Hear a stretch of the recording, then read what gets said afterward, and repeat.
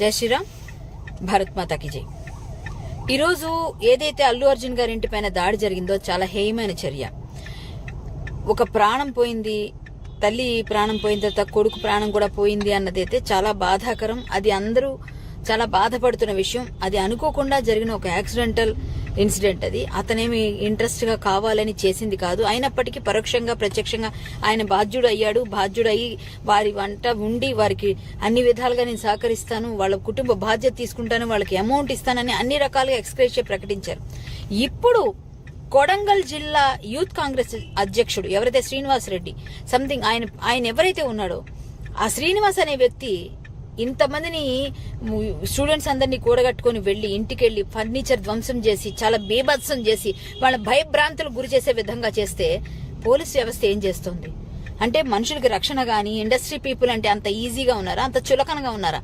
ఒక పెద్ద హీరో, ఒక పాన్ ఇండియా హీరోని పట్టుకొని, అంటే హీరో ప్రాణం ఒకటి మామూలు ప్రాణం ఒకటే నేను చెప్పట్లేదండి, ఎవరైనా ఒకటే. కానీ ఇష్యూ నడుస్తున్నప్పుడు ఆయన మీడియా ముందుకు వచ్చి బాధపడుతూ తన బాధను కూడా వ్యక్తం చేశాడు నిన్న. ఇలా చేస్తూ భయభ్రాంతులకు గురి చేస్తే పోలీస్ ప్రొటెక్షన్ ఇవ్వాలి కదా. పోలీసు హోంశాఖ ఎవరి చేతిలో ఉంది అంటే రేవంత్ రెడ్డి గారికి తెలియకుండానే ఇవన్నీ జరుగుతున్నాయా? రేవంత్ రెడ్డి గారికి తెలియకుండానే యూత్ కాంగ్రెస్ అధ్యక్షుడు అదే కొడంగల్ జిల్లాకి, అతని సొంత జిల్లాకి సంబంధించిన వ్యక్తి ఈ రోజు దాడి చేస్తున్నారంటే ఎవరు చేయిస్తున్నారు ఈ దాడుల్ని?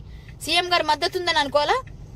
అంటే రేవంత్ రెడ్డి గారు ఒక మాట చెప్తారు, ఇక్కడ చేసే వాళ్ళందరూ చేసేది చేస్తుంటారు. పోలీసులందరూ కూడా వాళ్ళకి ఎందుకు ప్రొటెక్షన్ ఇవ్వట్లేదు? అల్లు అర్జున్ గారు ఇంటి ముందు ఎందుకు లేరు?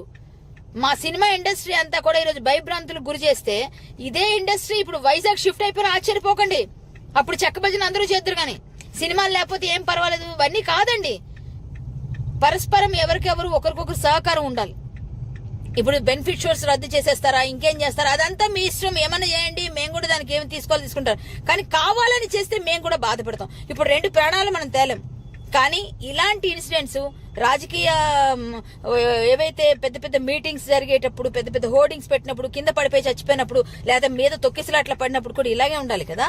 అంటే మా సినిమా వాళ్ళు అనగానే ఫేమస్ అయిపోవచ్చు, గట్టిగా పెద్ద హీరో కదా గట్టిగా చేసేద్దాం అని చెప్పేసి మొత్తం అందరూ కలిసి దాడి చేసేస్తారా? దీన్ని అందరూ చూస్తూ కూర్చుంటారా? చాలా చాలా బాధాకరం అండి.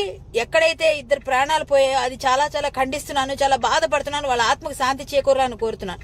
అదే విధంగా అట్ ద సేమ్ టైం ఇలాంటి దాడులు చేస్తే ఇండస్ట్రీని ఇంత భయభ్రాంతులకు గురి చేసి ఒక హీరోకి ఇట్లా చేస్తూ ఆయన దాడి చేసి ఏదో విధంగా ఇబ్బంది పెట్టాలని, గేలి చేయాలని ఒక సీఎం కాన్స్టిట్యున్సీ నుంచి వచ్చిన ఒక వ్యక్తి తన ప్రలోభం కోసం, తన ప్రయోజనం కోసం ఇట్లా చేస్తే మాత్రం ఎవరు కూడా చూస్తూ ఊరుకోరండి. మేము ఖచ్చితంగా దీనికోసం అందరం కలిసి కట్టుగానే ఉంటాము. ఇది ఇంకా ఆపితే బాగుంటుంది. వాళ్ళకి సహకారం జరగాలి, సహాయం అందాలని కోరుకుంటూ, రేవంత్ రెడ్డి గారికి తెలియకుండా ఇలాంటివి జరగవు. రేవంత్ రెడ్డి గారు ఇది కొంచెం గమనించుకోవాల్సిందిగా కోరుకుంటున్నాను. జై శ్రీరామ్. హిట్ టీవీ యాప్ ని డౌన్లోడ్ చేసుకోండి. ఇందులో short news, live news, entertainment movies అన్ని అవైలబుల్ గా ఉన్నాయి. Please download Hit TV app. Hit TV app. Hit TV app ని ఫ్రీగా డౌన్లోడ్ చేసుకోండి.